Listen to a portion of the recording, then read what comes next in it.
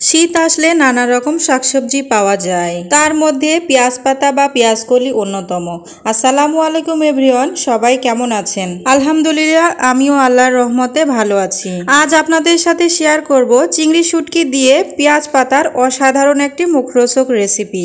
এই রেসিপিটি করলে মাছ মাংস বাদ দিয়ে সবাই এই তরকারিটাই খাবে, এতটাই মজার হয়ে থাকে। চলুন আর কথা না বাড়িয়ে মূল রেসিপিতে যাওয়া যাক। আমি কিরকম ভাবে চিংড়ি শুটকি দিয়ে এই রেসিপিটি করছি।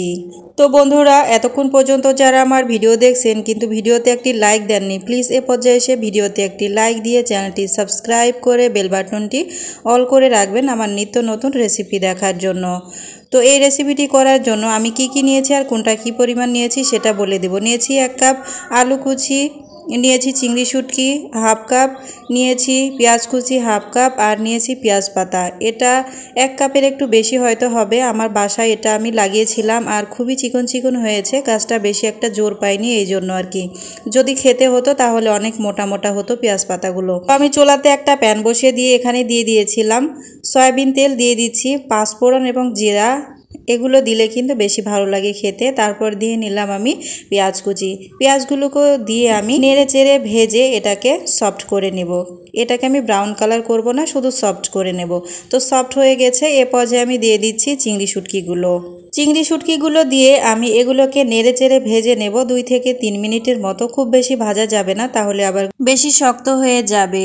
তো আমার চিংড়ি শুটকিগুলো ভাজা হয়ে গেছে, এ পর্যায়ে আমি দিয়ে দেব 1 চামচ আদা বাটা এবং 1 চামচ রসুন বাটা। আদা এবং রসুন বাটাগুলো দিয়ে আমি আবারও খুব ভালো মতো এটাকে নেড়ে চেড়ে ভেজে নেব। এমনভাবে মশলাটাকে ভাজতে হবে যেন মশলা থেকে কাঁচা গন্ধটা দূর হয়ে যায়। এ পর্যায়ে অ্যাড করে দিব কিছু শুকনা গুঁড়া মশলা, দিয়ে দিচ্ছি স্বাদ মতো লবণ, তার সাথে দিয়ে দিচ্ছি হাফ চামচ ধনিয়া গুঁড়া, হাফ চামচ গরম মশলা গুঁড়া, হাফ চামচ হলুদ গুঁড়া, হাফ চামচ লাল মরিচের গুঁড়া, হাফ চামচ জিরা গুঁড়া। সবগুলো শুকনা মশলা দিয়ে আমি আবারও খুব ভালো মতো এটাকে নেড়ে চেড়ে ভেজে নেব। মাছের সাথে এই মশলাগুলো আমি খুব ভালো মতো নেড়েচেড়ে ভেজে নিয়েছি। এ পর্যায়ে কষানোর জন্য সামান্য একটু পানি দিয়ে দিচ্ছি। আমি গরম পানিটাই ব্যবহার করছি, আমার হাতের কাছে ছিল, আপনারা চাইলে ঠান্ডা পানিও ব্যবহার করতে পারেন। তো এ পর্যায়ে আমি দিয়ে দেব কাঁচামরিচ। কাঁচামরিচগুলোকে আমি মাঝখান থেকে কেটে ছোট ছোট টুকরা করে কেটে নিয়ে নিচ্ছি। তো মরিচটা দিয়ে আমি আবারও একটু নেড়ে চেড়ে দেবো। এ পর্যায়ে খুবই ভালোভাবে এই মাছটাকে কষিয়ে নিতে হবে যতক্ষণ না নিচ থেকে তেল ওপরে ভেসে উঠে আসছে। তো আমার মশলা এবং মাছগুলো কষিয়ে নেওয়া হয়ে গেছে। এ পর্যায়ে আমি দিয়ে দিচ্ছি আলু। এখানে আমি হাফ কাপ পরিমাণ আলু কুচি নিয়েছি, এটা আমি আপনাদেরকে আগেই বলে দিয়েছি। তো আলুগুলোকে দিয়ে নেওয়ার পর আমি এটাকে আবারও খুব ভালো মতো নেড়ে চেড়ে ভেজে নেব। এটাকে ততক্ষণ আমি ভেজে নেব যতক্ষণ না আলু 80% সিদ্ধ হয়ে যাচ্ছে। যেহেতু পেঁয়াজ পাতাগুলো খুবই কচি আর অনেক চিকন চিকন, যার জন্য পেঁয়াজ পাতাগুলোকে পরে দিয়ে দিতে হবে। তো পেঁয়াজ পাতাগুলো আমি দিয়ে দিচ্ছি। পেঁয়াজ পাতাও আমার হবে 1 কাপের মতো নিয়েছি। তো পেঁয়াজ পাতাগুলোকে দিয়ে আমি আবারও খুব ভালো মতো নেড়ে চেড়ে দিচ্ছি।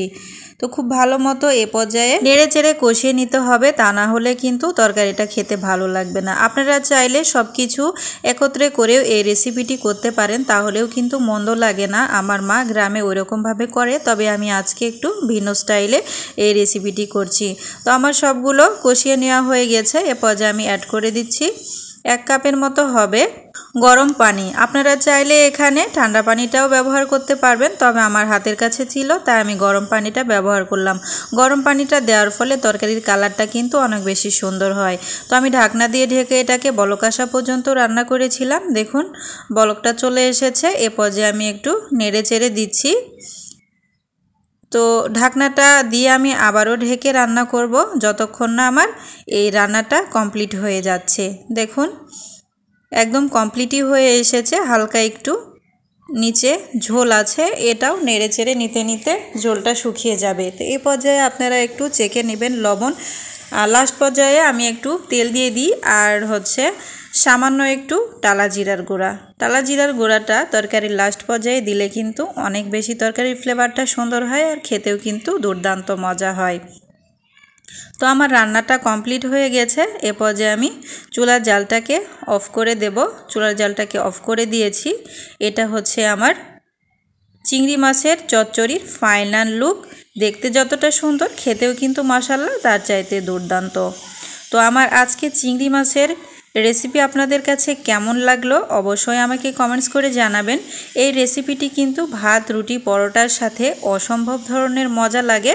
আমি গ্যারান্টি দিয়ে আপনাদের বলতে পারি মাছ মাংস বাদ দিয়ে এই রেসিপিটিই খাবেন। আমি এই রেসিপিটি করার দিনে কিন্তু মাংসও রান্না করেছিলাম, কিন্তু আমার একদমই মাংসটা খেতে ইচ্ছে করছিল না। এই রেসিপিটা এতটাই মজা হয়েছিল যে আমার এক পদেই প্লেটের ভাত নিমিষেই শেষ হয়ে গিয়েছিল। তো আজকের মতো আর কথা বাড়াবো না, দেখা হবে অন্য কোনো ভিডিওতে। সে পর্যন্ত সবাই ভালো থাকবেন, সুস্থ থাকবেন। এখানে বিদায় নিচ্ছি। আল্লাহ হাফেজ।